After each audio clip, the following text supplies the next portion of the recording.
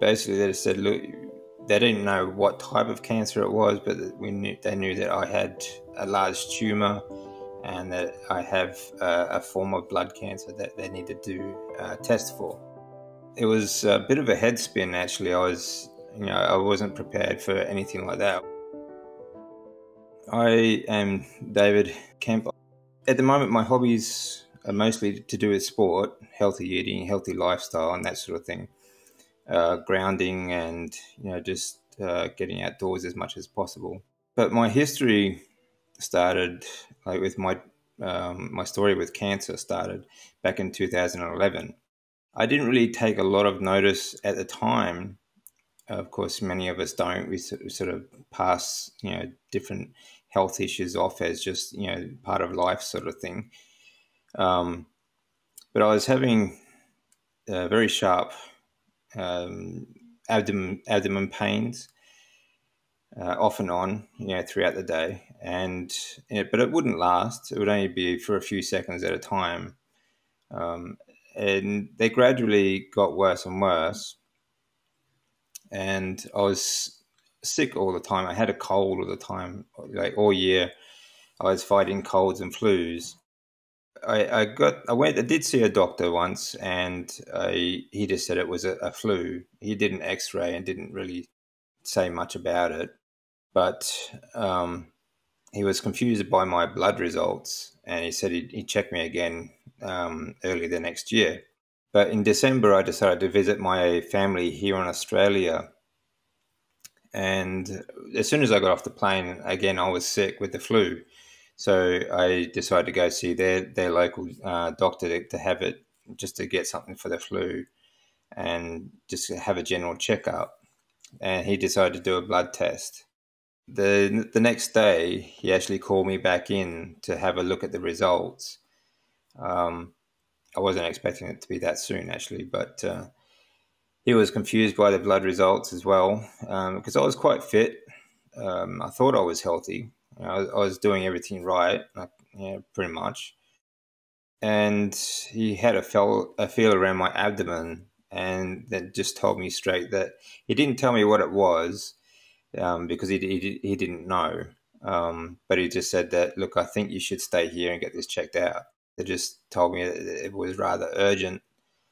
So my parents and my wife, we all made the trip, and we went into the emergency room. And we were thinking, okay, we might be here for a few hours just waiting. But surprisingly, they had me in a bed within about 10, 15 minutes. And I was surrounded by all these doctors, nurses, and council workers and counsellors, and these people getting ready to tell me something really bad. Obviously, I wasn't expecting them to say, "Look, you've got cancer." I was only 38. I was 2 months away from my 39th birthday, and I was throughout the year before. I mean, it was a pretty tough year, but still going through this, doing running, my usual training and things like that, I started slowing down a lot, and I was thinking, it's just that starting to get old, So that's all I put it down to, is just getting older. But then the tests start, and that took a little over a week because there's quite a numerous amount of tests. We did scans, all sorts of scans, and a biopsy of the main tumor. And it had actually killed my left kidney, and my right kidney was just down to 12% capacity. So it was, although the cancer was pretty much going to kill me, I probably wouldn't have lasted long enough for the cancer to kill me, because the kidney was going to fail before then. So that was the first priority before they could start treatment. So I had to have stents put in. They put them in both kidneys to try and get the left one going, but it had shrunk too much to recover. And the stents operations, they were done every 3 months for a couple of years after that. Eventually the test came back, and they diagnosed me as stage 4 follicular lymphoma, which meant that with follicular lymphoma, there's no chance of a cure, or um, there's only a hope for a remission period. And the more you treat it, or the heavier you treat it, usually the shorter the remission period, and the more aggressive it comes back. Which meant that we lost all that because of the cancer. So all I really wanted them to do was just cut out the tumor and dose me up with some drugs and then just let me go, sort of thing. And that was pretty much how I was thinking about it right up to treatment. I didn't really take on board that it was going to be there all the time, like for the rest of my life, or that it might come back. That took some time to get around. But it's I didn't really delve too much into it at the time. I just wanted to take it step by step, and then the treatment was absolutely brutal. They started me on R-CHOP. The plan was for 6 to 8 treatments, depending on how the cancer reacted, and the tumor. The cancer itself did actually react pretty well, but the tumor, not so much. So from January 27, we started R-CHOP, which is extremely heavy dose, and it was a 21-day cycle. So every 21 days we had the treatment. It was about 5 bags of treatment in one day, sort of thing. And they ran it through over a 4-hour period. The first few treatments, they ran it through over an 8-hour treatment, because it takes time for you to get used to the treatment. And the next day after treatment, you have to give yourself a white cell injection to try and stimulate white cell production. That was the most painful part. After that, I think that's when all the bone pain sort of comes in, and all the violent vomiting and that sort of stuff. So that lasted, and well, we did scans every 2 months, and let me see, we got to treatment number 6, and they said, well, we're going to have to go all the way out to 8 because the tumor just hadn't reacted. So it was very slow to react to the treatment. And we got to treatment number 8, which was, you have emotionally, like, it was very up and down.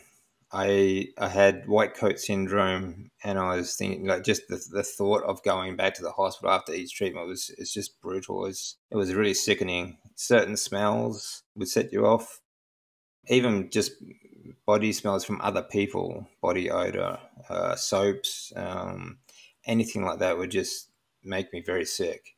Tell them everything. Tell them everything that you're feeling. They may not be able to help with the way you're feeling, but any kind of side effect that you're feeling, they may be able to either change the treatment, or which actually was very helpful later on, they can actually give you, or they might give you some painkillers or something that might help with those side effects. Because there are quite a numerous amount of side effects to chemotherapy. I had bad IBS, I had bad reflux. The pain, the bone pain. If you're going through R-CHOP, especially things like that, the bone pain and things like that is quite intense. Even without movement, just lying on the bed, it felt like the weight of my own body was crushing my bones. Depending on the treatment that you go through, some people, people react differently. So I tended not to delve too much into other people's stories, because you do react differently. And I just wanted to react on how I was feeling. For example, like the first 2 weeks of the after treatment, I couldn't eat. Like, my mouth was full of ulcers and sores for a start. All I could taste was the chemotherapy itself, which was a horrible, horrible taste. It kind of felt like I was sucking on metal. It was a really strong flavor as well. So it's very painful. The mouth is all swollen because of the sores, and vomiting a lot. You can't really keep anything down either. So you have to find ways to numb the mouth for a start. So things that worked for me were like baking soda and salt mouthwash. Really helped, to clean the sores and to numb the pain. And it also helped just to clean the mouth as well, to get rid of the sores. And oddly enough, chewing gum, actually chewing, I don't really recommend eating a lot of sugar or those sorts of things, but it did numb the mouth enough that I could try and eat something. And fasting, I didn't really set out to fast at the time, but for the first 2 weeks after treatment, I really couldn't eat because of the way I was feeling. But again, when you're vomiting that violently on an empty stomach is infinitely more painful. So if you can get something in, even if it's like liquid food, something to help or to have to bring up, it actually helps.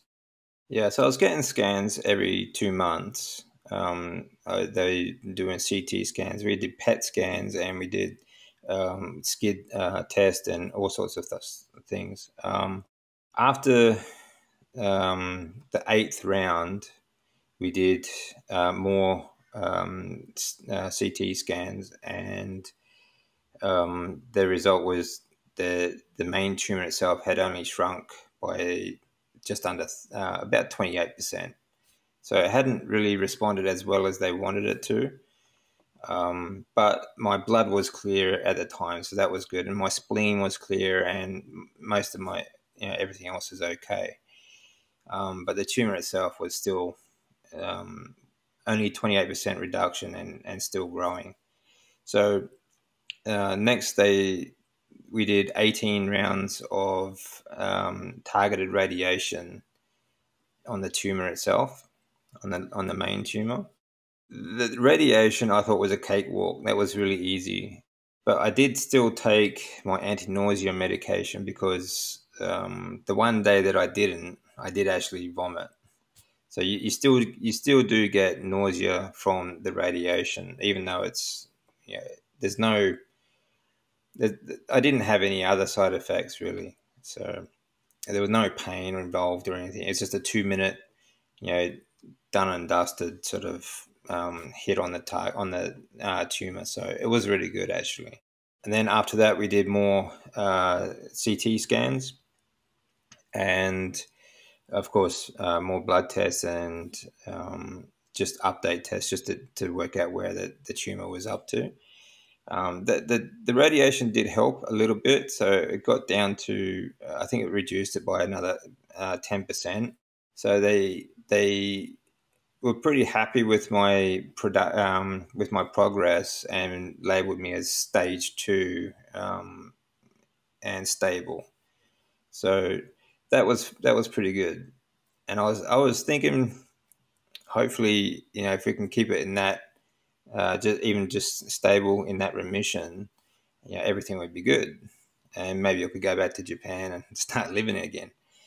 But then they decided to put me on a rituximab 2-year program to try and the idea behind the rituximab is actually the first part of the R-CHOP treatment. That's what the R is for, the R-CHOP.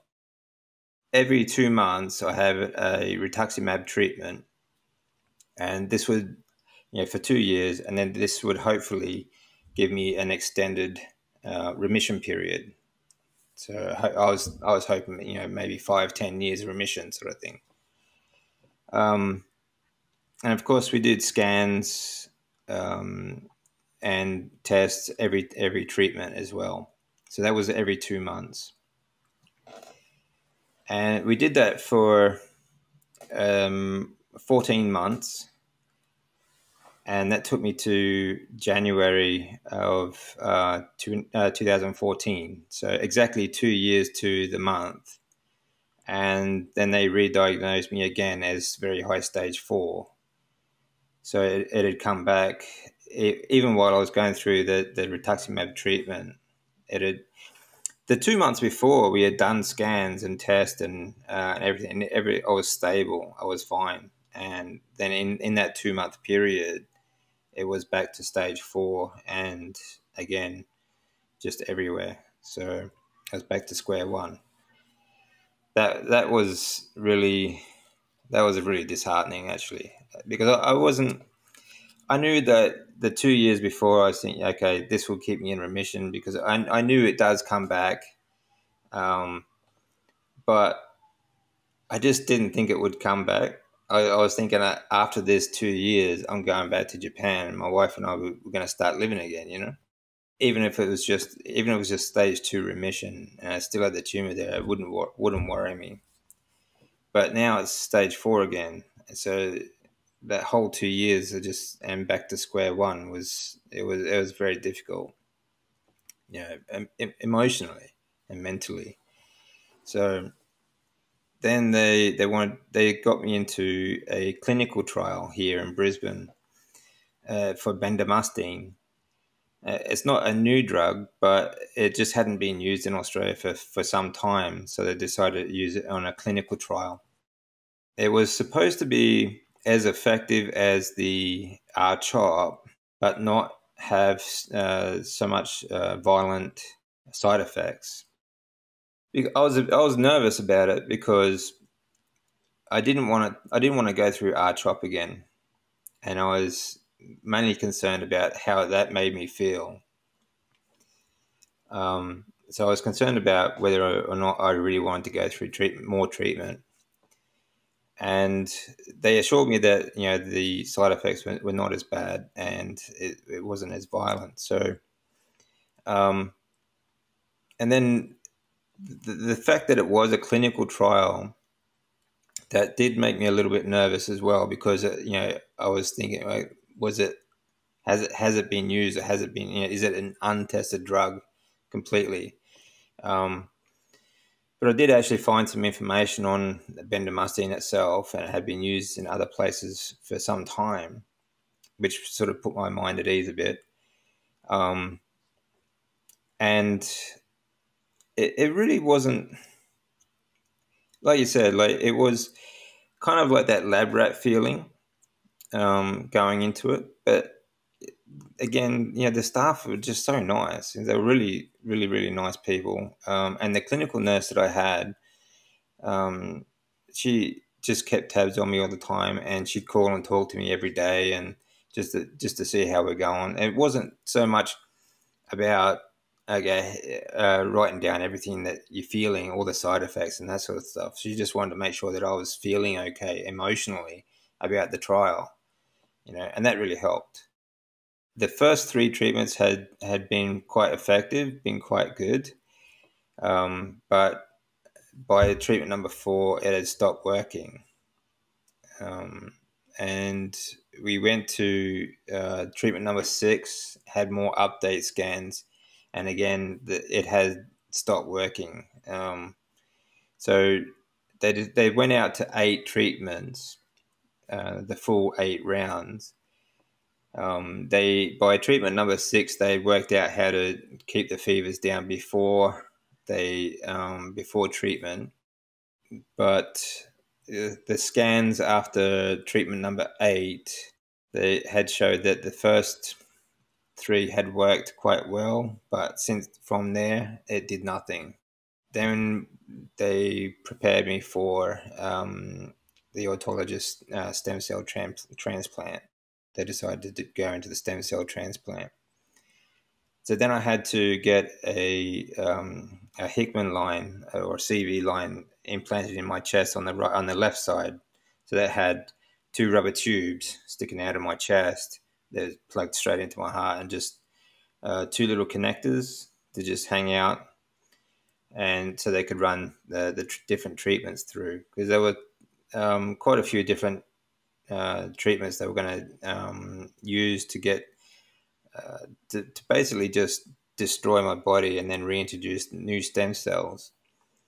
So that they used these different types of chemotherapy over a 7-day period for 24 hours at a time. So that was absolute nightmare. Going into that was worse. That was much worse feeling than the clinical trial. I didn't want to do it, and I even asked my oncologist, would really, if it's going to be worth it. The months afterwards, my oncologist admitted that he just didn't think I was going to get through it. Yeah, it was tough, but obviously I decided that it was at least worth trying. And I didn't think it would be as bad as the art shop, so I figured, well, I got through that, I can get through this, But the difference is that this was numerous amounts of chemotherapy going through. It's 7 days at 24 hours at a time. Like, there's no rest period at all.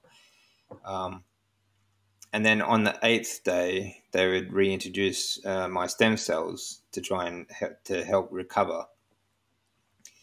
That was the good news, though. The year before, after my blood was clear, they collected my stem cells at the end of my R-CHOP treatment before I started radiation. And my stem cells were quite high. They were 99.4% viable. So that was one good thing I had going for me, because during treatment I was fasting, and I was still, on the days that I was still getting some movement around. And I was quite fit before going into it. So I was lucky in that respect. But during the transplant, my Hickman line, the CV, the plastic tubes for my treatment, became infected. They had to decide whether or not to keep going with the transplant or not, or just remove the tubes or not, and keep going. They decided to keep going, but they had to put the treatment through my arms and the port in my chest. So it took me quite a long time to get moving again. But time heals everything, I guess. And getting the right food really helps as well.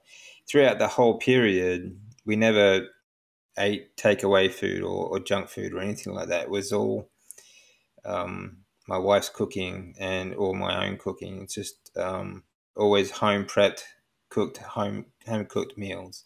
So that I think was the key to surviving that, I think. And later on, progressing to where I am now, it has been all diet. I'm now 9.5 years remission. This month, January 2024, is actually 12 years to the month of the original diagnosis. A couple of months to live to 12 years and still going, actually getting better and better. And that's all come down to my diet and exercise, I think. It's been a big help. Staying positive is a very big thing. It's very difficult to do in situations like that. We all get stressful situations in life, but I think a lot of the stress that we feel, a lot of it comes from internal because of the way we think about the situation. And I like to break down every situation into small, easy, achievable steps. If you feel like you've got a mountain to climb in front of you, don't look at the mountain, just focus on the next step. I think dealing with the situation as it comes made it easier for me. I didn't try to look at everyone else's story too much, although it was nice to get information, helpful tips, but you're going to react to things differently.